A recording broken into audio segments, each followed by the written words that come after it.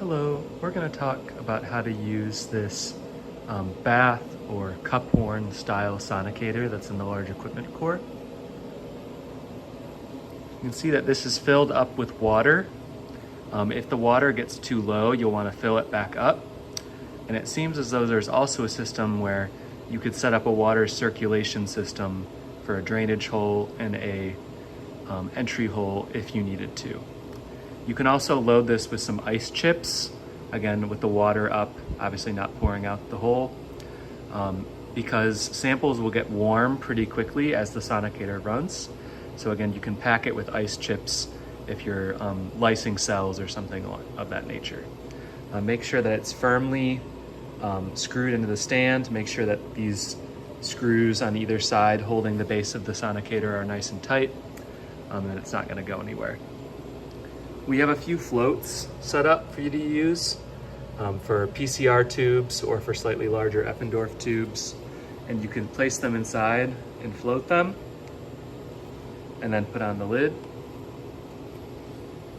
And what's really important is that you use either glass tubes, thin-walled PCR tubes, or polystyrene tubes. If you use polypropylene, it's too thick and the sound waves won't allow your sample to be sonicated. As with always use hearing protection.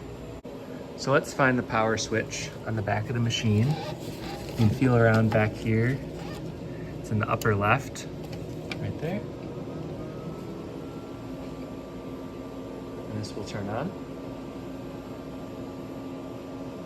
When it says, "Are you using a micro tip?" the answer is no, because we're using the cup horn.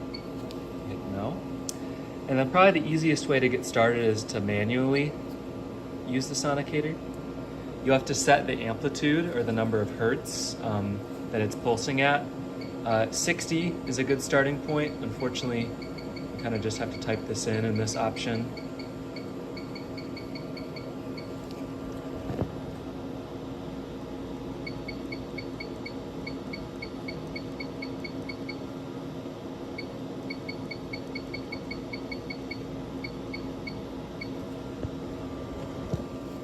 So I've set this to 60 now.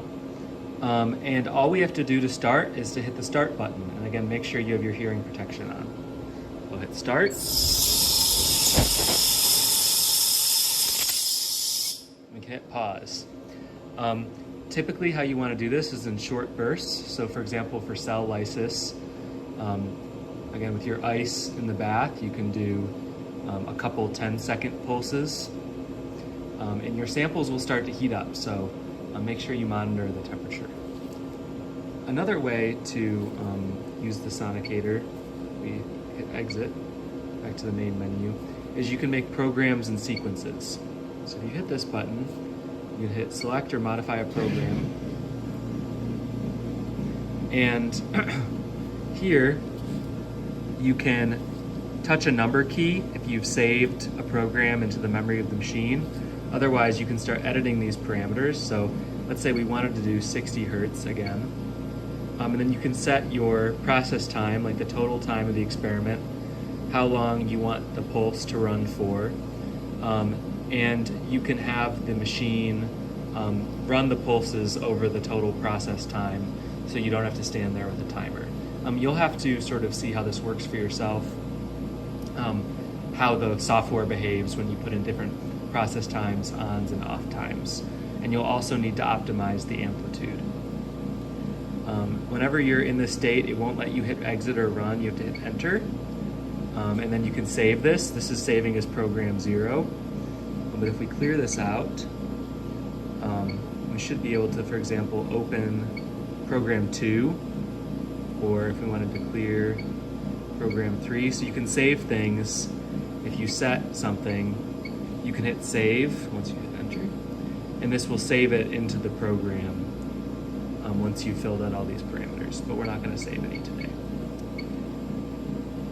Let's say no. And if you have a program set up, you can even run a sequence where you can put in the program number and then the delay after your program.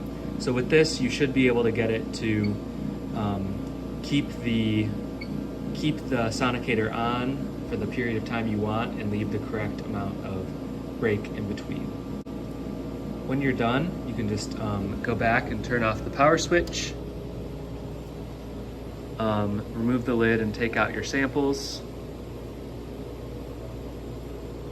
Probably put them on ice, put the lid back on, and you're all set. So let us know if you need any help. Again, there's a lot of optimization you can do here, but at the end of the day, operating it is pretty simple.